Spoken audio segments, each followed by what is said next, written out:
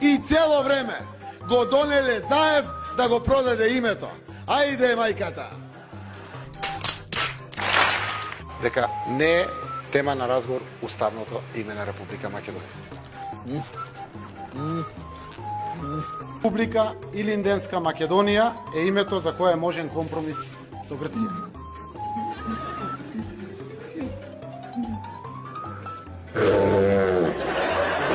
Додека дишам. Додека го дишам овој македонски воздух. И додека ме држе памет. Дека мојот дедо, мојот татко, сите мои предци, јас, мојот син и ќерка сме македонци, родени овде во Македонија. Тоа не може да се случи.